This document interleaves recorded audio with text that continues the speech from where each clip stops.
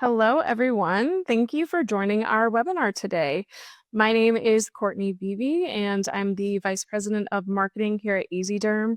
I know we have some Ezderm customers and people who aren't customers, so if you're not familiar with Ezderm, we provide dermatology-specific EHR and practice management software to providers across the country. But that's not what we're here to talk about today. Today, we're going to talk about SEO, also known as search engine optimization. And it's a very important subject for anyone who wants to attract more traffic to their website, ultimately more business to their practice. So I'm excited to introduce our expert today, Brent Cavender. Brent is the co-founder at MetaMed Marketing. He educates people on marketing topics just like we're talking about today. So he also, fun fact, makes a fantastic homemade pasta. So before I turn things over to him, I would like to go over just a couple of items. So first, if you have any questions during the webinar, we have a lot of content to get through. SEO is a big topic, so submit them to us using the question feature, and we will try our best to answer all of your questions at the end of the webinar. Second, I will be emailing out this recording to anybody who registered. So if you're here and you have to jump off early, no worries. You will still be able to finish the webinar. You'll get the entire video after the webinar is over. Just give us about 24 hours and we'll send it out to you, and you can share it with anyone who you might think could find it useful. So with that, I will turn things over to Brent. And Brent, before you get started, just to let you know, your screen isn't at full screen yet. So Yeah, I understand. Let's do this. And how's that? that looks good. All right, take it away. Excellent. Okay. Thanks for the introduction. And thank you for allowing us to focus in on this very, very valuable and important topic. One that, in the words of Rodney Dangerfield, doesn't get enough respect. That's an old reference, but hopefully everybody gets it. So we're going to be going through a lot of content. Admittedly, I'm going to be speaking very quickly. So Courtney, please help me and slow me down. Be the traffic cop if I need to slow down or speed up. Okay. All right. Why are we talking about search engine optimization today? We're talking about search engine optimization today because we hope to impart several nuggets to our practices where they can either on their own, independently, or by working with their web vendor, they can pull up their ranking in search engines. It's incredibly valuable to do this. We'll be showing lots of data and expressing why this is so valuable. But if you can get higher ranking, you have more people to your website. More people to your website is the opportunity for new patient inquiries. There's our second reason that we're doing this, though, and it's kind of a bigger picture reason. What we're trying to do in today's presentation is we're trying to enhance the vocabulary of the audience so that you can have more productive, more collaborative conversations about search engine optimization. And admittedly, if you're out there in the future and you're vetting potential providers, you can have that more intelligent conversation with those providers. Those are the main goals. However, at the same time, we'll be trying to share a bigger picture, a presentation of where SEO fits into a larger digital marketing strategy. With that said, what's our agenda? We're going to be laying some foundation first. Any good presentation, any good education is always going to lay some foundation so that the things we talk about are going to make more sense. We want you to have a bigger picture. Then we'll be going directly into organic search engine optimization tactics, on page, off page. Hey, it's not the sexiest topic. I want to warn everybody. It may not be the sexiest topic, but your prose, your copy, your text-based copy in your website is likely the most valuable content that you can generate. And we'll be talking about why that is and what you should be doing as we're going into it. And then at the end, we'll be touching a little bit upon the future of SEO and where that's going. Okay, I'm a big believer in using maps. We're all getting a little bit bad about using our digital devices and we're forgetting how to use actual maps, but let's actually lay out a map here of what we're going to be talking about today. If we were to look at all of the potential things in digital marketing you could be doing. This is a general outline of that. But over here, we have this branch that we're going to be going through today, and we'll be kind of tracking along as we're making progress in our conversation. So we're going to be obviously talking about organic search engine optimization, on page and off page, and we'll be hitting each of these points down below. These are all critical to the productivity of your search engine optimization strategies. Now, before we go any further, this is a public service announcement for those people out there that have been spreading this rumor, or they have been consuming this rumor and believing in it. Uh, SEO is alive and kicking. For years now, people have been mentioning, oh, SEO is kind of dying off, pay-per-click and TikTok and social media, et cetera, et cetera, et cetera. They're all overcoming search engine optimization. Well, the reality of it is they don't have the goods in making that claim. We've got the goods. I'm going to show those to you just here shortly. But the search engine result pages are certainly evolving, and there are new features that are they're becoming woven into search engine result pages, and there's a reason for that. We'll talk about that. But search engine optimization, organic search engine optimization is alive and well. And here's just a portion of the goods. You can see out of 422 leads that happened to go into this one practice over about a month's worth of time, you can see that the dominant source was organic search engine optimization generated leads. Now, that's just please, when you hear that rumor again, like other kind of dumb rumors that you hear in life, please just understand that that's not the case. This is very valuable for our practice, and it has staying power too. Even if you stopped organically optimizing yourself for some short period of time, you would still retain much of the equity in the authority that you have in search engines. Okay, I'll stop lecturing about that. I'll get off my soapbox, Courtney. now, now, foundation wise, I want everybody to have this visual in their mind.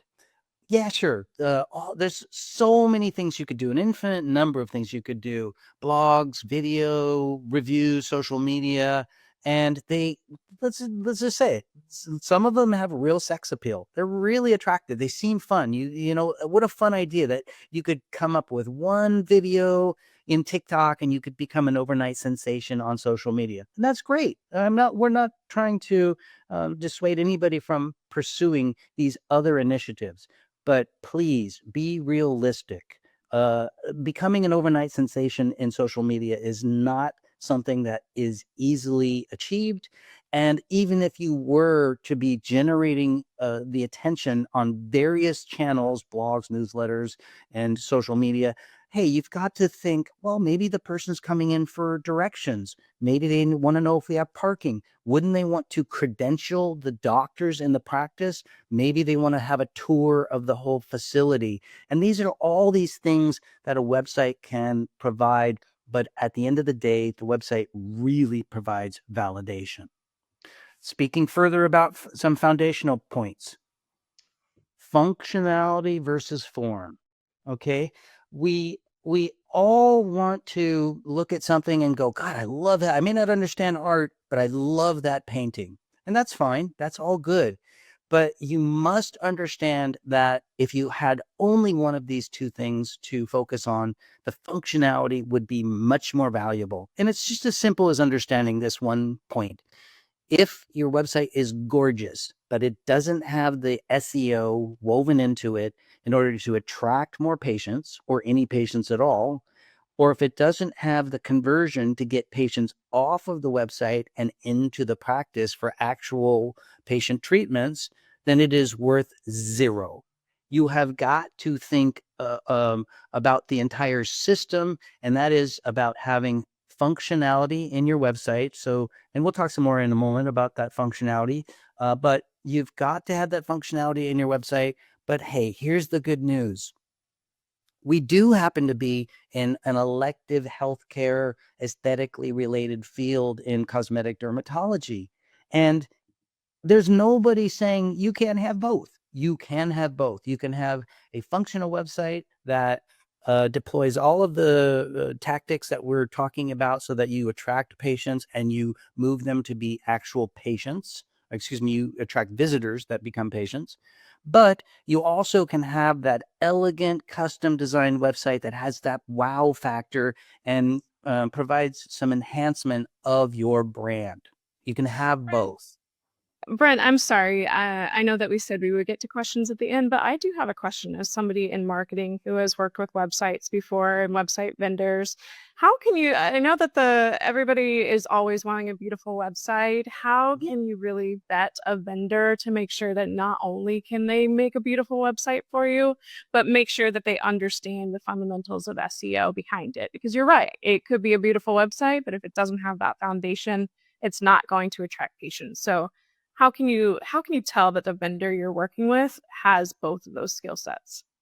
It is such a good question, Courtney. And I have a kind of a funny answer. I use the term BS detectors. Okay. You, there are a couple, and we're going to talk about this, by the way, as we go through this presentation, but there are a couple of BS detectors that really will tell a practice, hey, these people don't have the chops. They don't really understand the fundamentals, the bunting and the hitting of what we do in search engine optimization. I'll just give one example. I love this question. Thank you for putting that out there. Um, does the vendor, do they bring up keyword research, and do they have a track record of actually performing keyword research so that you are identifying where patients are seeking out your services or your treatments? If they don't bring that up, you want to ask them about it. You want to insist that you're working with a vendor that is really adept and experienced with a proven track record in doing keyword research. Does that make sense? Yeah, that does. Thank you. You got it. All right. And like I say, we're going to talk about a few other BS detectors as we get through our presentation. Hopefully that's not too offensive of a term. Um, okay, so I've been kind of rattling on about functionality. I'm going to put it in crazy simple terms for everybody. You got to get people to your channel. In this case, we're mostly talking about websites, but it could be other channels.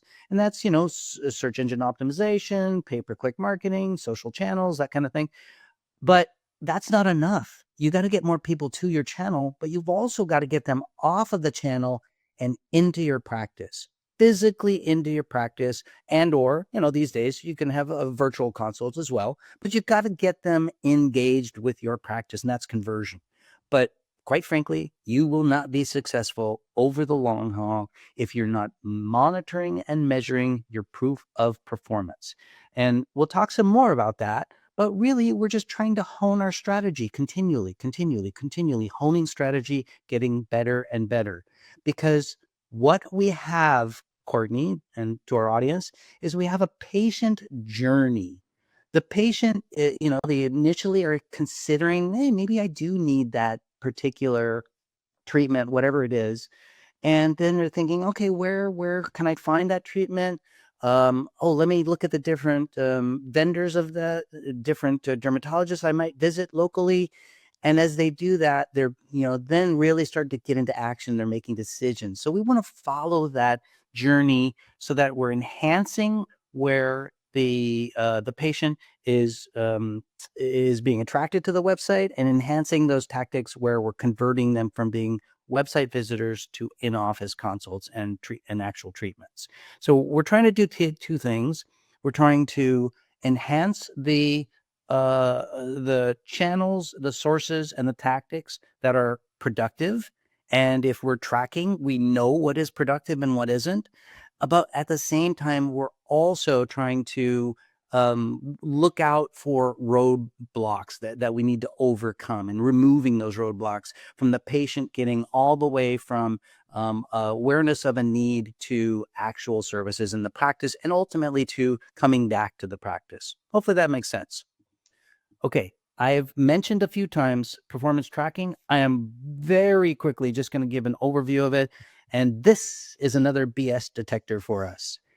If you're talking to a web vendor and they do not have a dashboard that makes it available to you to independently check that inquiries are coming in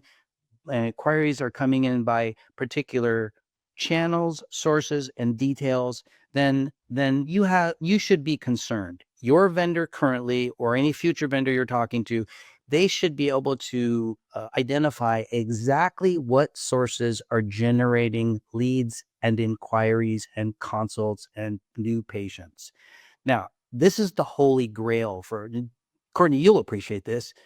We're marketers. We want the data. We want the data telling us exactly how people are coming to us, where they're coming to us from, so we can enhance what's working, and so we can deprioritize those things that aren't working. Does that make sense? Love me some data. Yeah. Love you some data. Absolutely. And this is just a couple different looks at, how your dashboard might look. Now, one of the last remaining pieces of foundation that I want to talk about with everybody, and I'll just put that all up here.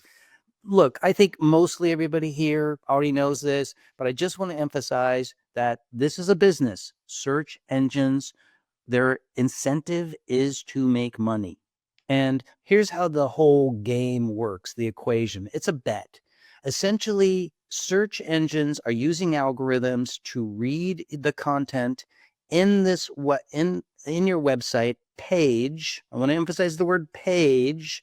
Search engines are looking for pages of content to answer questions. Where's the question? There's the question right there. It's also known as keywords. It's also known as a query, but really it's just a question. There's somebody wondering about dermatologists that are available in Houston. Okay, so this is your first organic listing, your second, your third, your fourth. This is very valuable getting found in this spot because this is how you generate new patients from search engine optimization, from the web, and then obviously over here and up here, the search engine is trying to generate revenue by getting eyeballs, impressions on advertisements. And if you click, then they are generating revenue.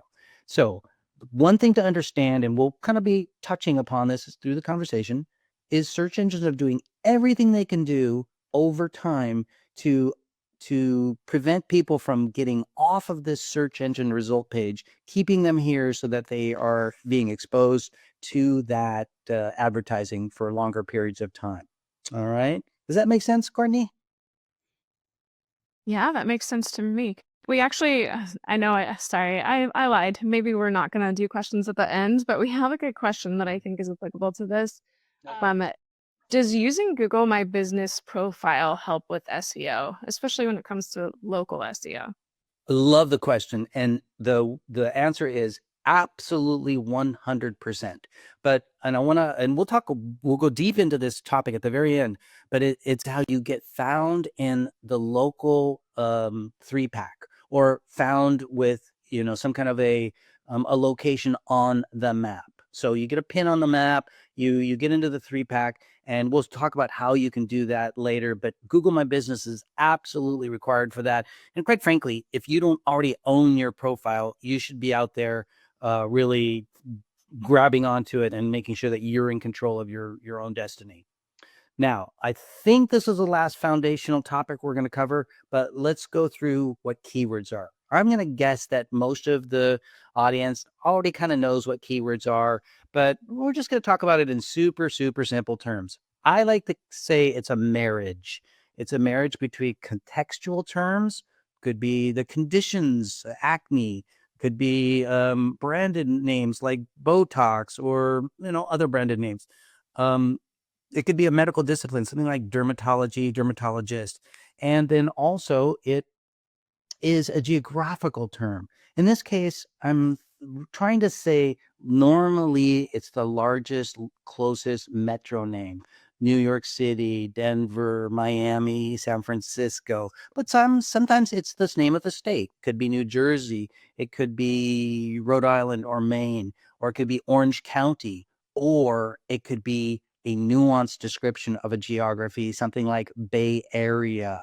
or maybe even Silicon Prairie. That's a real esoteric term, but it might be kind of fun, by the way, if people want to put in a couple of their own nuanced geographical descriptions into the chat or into the questions. Here are some examples, and I just want everybody to kind of consider, look at this one, Acne Dallas, but then down here, I've got Denver Dermatology. Notice how we flipped the geography from one to the other. And the reality of it is you must do keyword research if you hope to understand what the most searched terms are historically in your region and for your services. And that is super vital. And as we said earlier, it's something to allow you to vet your potential providers. Moving on. Okay, we've kind of covered all the foundation. And so I'm just going to give everybody a fun, easy analogy that you can think of when you're thinking about your website optimization. You must have a sturdy architecture of your website. Now, if we were talking about a house, it'd be your concrete foundation, your drainage, your joists and drywall, and your roofing, et cetera, et cetera, et cetera. You need to be able to have a sturdy architecture of your website, and we'll go into detail about what that is, so that search engines can be sending people to a safe environment. We're also talking about content, though. Very critical. The content of your website, I like to think of that as the furnishings. The content of your website should be comfortable for people to consume. It should be it should make it easy for them to move around in the content. But basically, think of that as kind of like furnishings of the house. And a home is not really successful unless it has a strong reputation in the community, in the neighborhood. And so those are things that we do outside of the home, outside of the website, in order to enhance our reputation with the internet at large. And really, we want you to dominate in your local market. Okay, so keep that in mind, and I'll be using those visuals throughout this presentation from here forward. Okay, now we're into the details. Let's start talking about some real stuff. We're going to talk about structure first. And as we're talking about structure, we're talking about on-page tactics. Now I'm going to put a few of them up here first. You must have pages that are dedicated to a single topic. Absolutely critical if you expect search engines to not get confused about that page of content that they are ranking for the search terms that your potential patient is putting into the search engine. So single topics per page, probably one of the most critical things you can do. Having optimized title tags, having an optimized and organized navigation. I'll show pictures of this to everybody, so don't get concerned if we're going too quickly, because we'll get to see it. But then we want you to have the keywords in your titles. We also want you to use common names versus using some esoteric laser model number, blah, blah, blah. People don't search in those kinds of terms. They search in really generic words. People are still using the term collagen for searching for any of the HAs, surprisingly, as one example. And your website really should have your address throughout. And that's everything. So let's take a look at what this looks like. There is good organization. Now, to be fair, Dr. Spears, lovely person. She has had this website. This is a custom, elegant website with an original logo, et cetera, et cetera. But notice how simple her offering is. She doesn't even really like to do cosmetics, and she doesn't like to promote herself. So this is a really simple example. But notice how the drop down has injectables, skin rejuvenation, very straightforward, easy for patients to get where they're going. But how about a practice of a dozen doctors with lots of cosmetic procedures that they are offering? Now, when we're talking about your menu, your navigation, think about it like this. The easier that you make it for your audience, your potential patients, to find the topics that they're interested in, to know where they came from, to know how to get to the next place, the more comfortable they are in consuming more content. If they're consuming more content, what are they really doing? I'm getting a little cheesy, I admit it. They're connecting with the practice. And when they're connecting with the practice, you just enhanced your potential for them to find that content, consume it, and reach out to you. Now, I talked about title tags. Everybody knows about tabs in browsers. But notice here, it's not about the ego. Dr. Sood, he is a top-notch provider. He is using the name, the contextual term of the procedure, and he's using the term New Jersey. Those are first. And yeah, he mentions his own name at the end, the name of his practice, but those are not the first things he mentioned. So it's a little bit of this is not a BS detector, but it is hey, pro tip, let your ego go and really just think about, how do I attract the highest number of visitors to my website, and how do I attract the most office consults into my practice from that website. Does that make sense, Courtney? Are we on track? Yeah, yeah, because if you think about it, people are not searching for Dr. Sid, they're searching for tummy tucks in New Jersey. So it makes sense that that would be at the front. So yes, that does make sense. You said that really well. This game is not about getting found for your name. That's easy. Anybody can do that. It's about getting found by people that never even knew you existed. That's really that's the game, the battle that we're trying to take on here. Now, I mentioned that you want to have your address on every page because that assures the search engines. And this is a very important point. Please, if you maybe don't get anything else from this conversation, hopefully you take this away. Search engines don't care. They don't care how great of a doctor you are. They don't care how good your bedside manner is. They don't care how long you've been in business and in practice. They just don't care about anything but what they can read in text in your website. And then they use algorithms to try to make a bet on what the sequencing should be for the search engine result page listings. Okay, so don't don't take it personally. Search engines are just robots. They don't care. All right, we've covered this section. Now let's go over here and cover this section for actual copy. So we're still talking about being on page. And this is going to be the last time I'm going to get cheesy in our conversation, but let's just go. Are you sure about that? You do enjoy the cheese? I think so. Okay. Talking about copy, I don't know, 5,000 years ago, 10,000 years ago, we are in caves and we are over fire. We were connecting as humans by story. We were telling stories. We've been telling stories ever since, and we'll be telling stories another 5,000 to 10,000 years from now. Always be thinking about story in your navigation, in in how your copy reads. Tell a story to your audience, and they will resonate more effectively with you when you are expressing your genuine self and telling your genuine story. Now, having said that, here's some characteristics I want everybody to focus in on their copy. First and foremost, you're not writing search engines, you're writing to people. So write to people first. Be smart. Search engines can see if it's grammatically correct or spell checked, and write enough copy.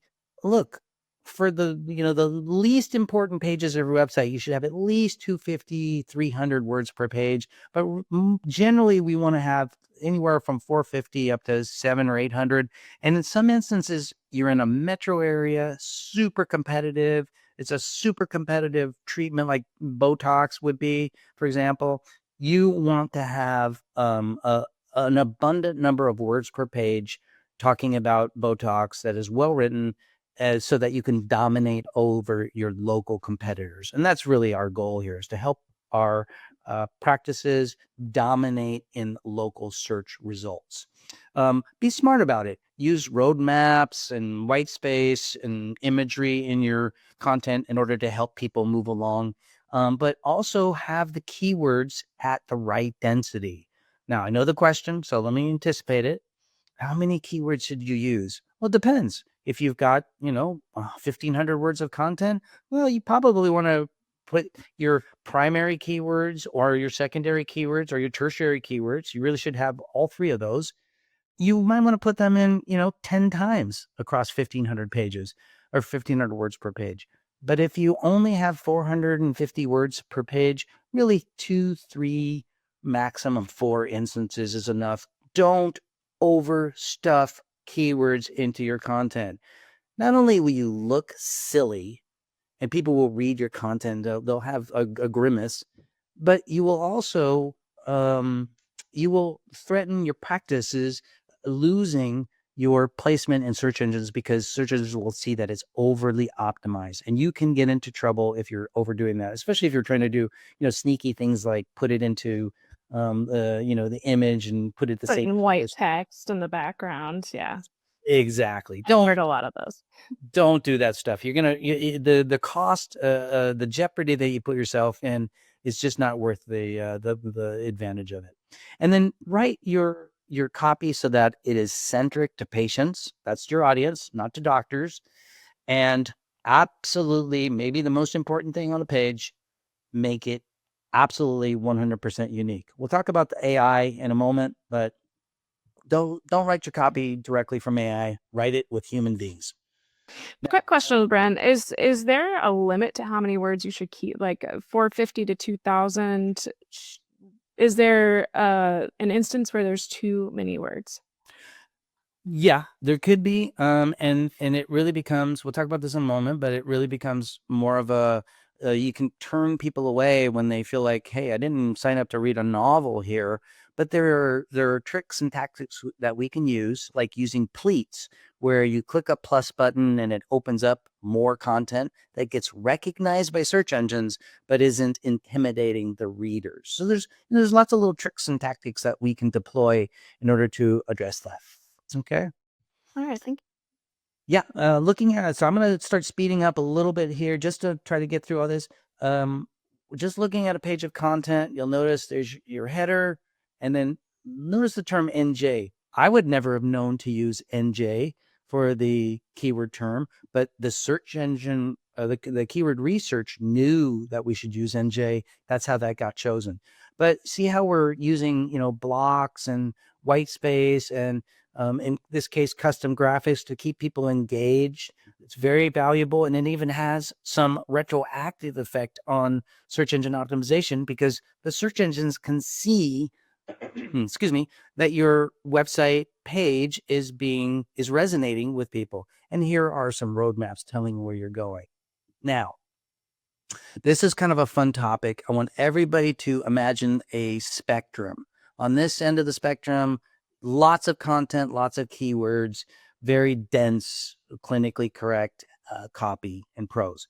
But on the other end, you have very light copy, maybe no reference at all to keywords, and but it's easy to digest the page. Where do you play? You play somewhere in the middle, and your vendor should be helping you, but you are also, this is a matter of what your personality is as a practice. Okay, we're now on the last leg. Let's talk about outside references, where we're trying to influence search engines, the authority that you have in your website, because you're basically using references. All right. Think of this as you've got two applicants that come in to apply for a job. Same resume, essentially, same interviewing skills, same personality, but one of them has the reference of the Secretary of State of the country or whatever, some really high person. You're likely going to really sit up and take notice of that person. So think of inbound links to your website as references. And we want you to think about the quantity and the quality of those references. Now, here's a quick visual. The size of the bubble alludes to the authority that a website has in a search engine. All right. Notice that this one is all about quantity. This website has lots of inbound links, but if we come over here, this website has almost as much authority because it has a link from a very valuable source. It only has one link, and yet it has almost as much authority as this website over here. Really good visual for people to understand this. Now, the natural question: where do we get links so that we can build this authority in the eyes of search engines? Simple answer: you can earn links with great content and a good organization. You can ask for links with various entities, or you can buy links. Problem with buying links is if you get in with a bad player and you buy 1,000 links that come into your website over the weekend, the search engines can see that is unnatural. They can de-elevate you in your rankings, and in the worst cases, you become blacklisted from listing in search engines. The potential cost of that is not worth the potential gain that your practice can have. You always want to be thinking about your medical licensing. You want to be thinking about your digital assets and make sure that that's a part of every decision that you're making. Now, just a visual. You can go out and write articles and have them, work with other independent websites and have those articles placed on them, or write in people's blogs and have a link coming back to your website. So there's places you can earn it, and there's places that you can just ask for a link. So you could go to, for example, your Chamber of Commerce, or you could give to a charity and ask them for a link back to your website. Or you can talk to hospitals or even vendors or alumni. Make sure that you're not asking your competitive alumni for links. We want you to dominate in your territory. All right. Now, we alluded to this earlier. We've kind of covered the general organic search engine optimization, but we would be remiss if we did not talk about local search engine optimization because it is so valuable. I think everybody understands reviews, and quite frankly, that could be an entire webinar. Right, Courtney? I think we know that. But if you hope to get found in local search engine optimization 3-packs, then you really have to focus on a few things. One is the reviews. And again, we'll let you kind of take that on your own, or we'll have another webinar about that. And then another one is citations. And these are really location-centric independent websites like Yellow Pages, Yelp, City Search, etc. Now, pro tip for everybody, if you use the word suite fully written out in one citation location, use it everywhere. So make sure that your name, your address, your phone number the syntax of them are always consistent across every single directory, review site, or any kind of a directory on the one that you're going to use. So somebody asked this question earlier, and they were right on the button. First of all, you must have good organic search engine optimization, everything we've been talking about, right? Then you must optimize your Google My Business. I mean, that's just smart business. If people are searching around for a general business, they happen to find you, they look at your GMB, you really do want to make sure that you have claimed your space and you have filled it out with optimized content. And that, by the way, is one of the things where a good web vendor can help you. But then citations are also important. Now, my last cheesy point, I promise, Courtney, I promise. Think of your citations and your link building as exercise. If you have not been exercising, when do you need to get started? Now. Get going on your exercise. How often do you exercise? Regularly. You should be link building and generating citations regularly for your website. And when do you stop exercising in life? Never. On the last day. Oh, yeah. Right? Make sense? Mhm. Okay. We've rounded the bases. We're at home. Let's talk about something futuristic. This is a technological innovation, and with any technological innovation, we should be considering the pros and the cons. Now, the pros are super easy. It's fast. AI-generated content is fast. It's cheap. And let's be frank, it's going to be woven into more and more SEO tactics in the future. So you really should be getting aware of AI tactics for search engine optimization. You really should be starting to think about it. But let's also talk about the negatives. Now, these are petty, small things, but think about authenticity. How do you sound when you are generating AI content and you're not doing any editing to it? It's word salad. It sounds silly. And more often, it is not really making sense. It's not logical. So we're not against using AI to generate content as a draft, but we are strongly against using AI to generate content and then just going with it without any editing, any revision of it. And especially if your medical license is at risk because you didn't check that AI generated content was actually accurate. Now, over reliance on it, listen, I'm being a little crotchety and old and even talking about this, but really, I mean, come on, being able to write complete sentences and come up with creative ideas and, making sure that those creative ideas are enhancing your brand. That doesn't happen from AI. It happens from engagement with human beings. And so please be thinking about that. All of these admittedly petty concerns, they all pale in comparison to this one right here. In 17 years, I've seen a dozen times that the algorithms have changed and it has completely upset the promotional tactics that very successful practices have been engaged in to that date. And it's completely upended them and they've had to really re-engineer what they were doing. And we feel strongly that first of all, the search engines can recognize AI generated content, especially when it's not edited and enhanced by humans. But we feel strongly that the day is going to come when the search engines are going to say, no, that's it. No AI generated content at all. We don't think it's of value. We don't think our searchers want to go to those websites. And so that day, if the practice that has been leaning on that completely 100%, they're going to be in a whole lot of hurt. And I would say don't do that. Okay, we're almost there. One more page after this. How about if you want to do an assessment for yourself? Look for distinct topics on distinct pages. I think that one was pretty obvious. Make sure that your title tags are unique in addition to your copy. We'll talk about that. Make sure you have an address on every page. Make sure you've got enough copy. That's very important. And here's a super fun pro tip there. You can it's almost like a party trick.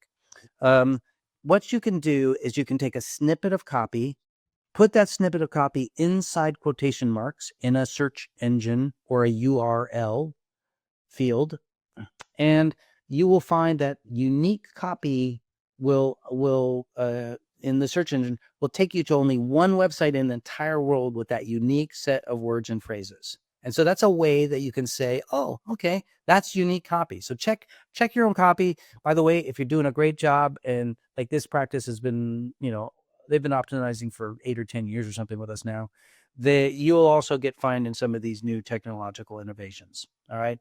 So we talked about foundation. We talked about function and form. We talked about the menus and keywords and content and trust factors. We also hit on title tags, and yeah, it's not necessarily the biggest buzzword, but we really got into copy, and the copy is super critical. But we also talked about inbound links as references for the authority of your website. Okay, apologies, we went a little long, but everything will be in a video. And Courtney, thank you so much for having me here. Yeah, well, thank you so much, Brent. I know as a marketer, SEO is something that I always think about and I still learn something. So I really appreciate it. I do have one question. There were a couple questions in the chat, but I think you got to all of them. One was pretty interesting, though, that I'd like to bring up. It says a lot of my patients use our practice because we're in network with their insurance. So how can I use SEO to attract patients on those insurance plans I accept? Wow, that's a good question. You've got me stumped a bit. Yeah, there is actually a way. Yeah, great question though. We will always map out these websites in preparation for taking on redesign projects or working with practices in optimization promotional plans. And we always make a point to have a section of the website, typically under patient resources, where we're calling out fees and financing and insurance. Okay, so that is the perfect opportunity on that page. It's distinct. You can have a whole page talking about that particular insurance provider. It's the ideal location for you to enhance your search authority around that particular insurance company. Yes. Okay. Great.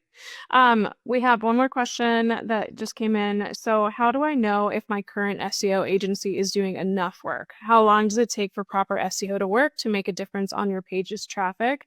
This is a really good question. I know that every single marketer out there has probably been asked this question before. So, Brent, what are your thoughts? Okay, so I actually wrote a blog this just last week. The blog is our latest blog on our website. And essentially, we were talking about you cannot expect to be successful when you've invested money, you've gotten all excited, you've done all the work, you've invested the money, and 20 days later, you don't see results yet. It doesn't work like that. The data doesn't lie. Search engine optimization works. And 100% of the time it works, but it only works at about 4 to 6 months after you've deployed the tactics that you've invested in. So be patient, please. I beg you. It is so valuable to get search engine optimization right and to be consistent at it and to do the right things in the right sequence at the right aggressiveness. Okay. But you cannot expect that within weeks or a month, you are going to be getting results. Here's the good news. That's the bad news. The good news is when you've done the right things to redesign your website and you've improved the conversion tactics and tools, you will get an immediate bump in the conversion rate of your website because those things are being immediately deployed and they're immediately resonating with the patients that were getting to you from before. But you should expect that it is going to take 3, 4, 6 months for you to come up in ranking, and you'll start seeing the visitation of the website coming up and up and up as the rankings are coming up and up and up. By the way, pro tip, do not try to optimize for everything. Work with your vendor so that you are optimizing the things that are of most value and things that you're passionate about. Why would you want to get a bunch of patients for people for something that you don't even like doing? So, think about those two terms when you're optimizing. Make sense? Okay. Yeah, thank you so much. And this I know in my experience, what I've done to kind of help with the waiting game with SEO is that's when I will really do a lot of paid ads because paid is instantaneous. You can see results right away. And then it kind of helps satisfy the need to get people in right away while your SEO is going to work. So, um, all You right. said that so well, Courtney. I like to think of it as pay-per-click advertising is renting. You get you get immediate lodging. Whereas when you own a home, you have equity in the home, and that is a longer term investment. But you're so right. Great analogy. Use pay-per-click short term. Yeah. Great. All right. Well, I think we got through all of our questions. If you do have any questions, if you're like me, and as soon as you hang up, you're like, oh, I have a question. We have contact information for Brent here. We have contact information for myself. Please feel free to reach out to us. Thanks again, Brent. Everyone, have a great day, and we will talk to you later.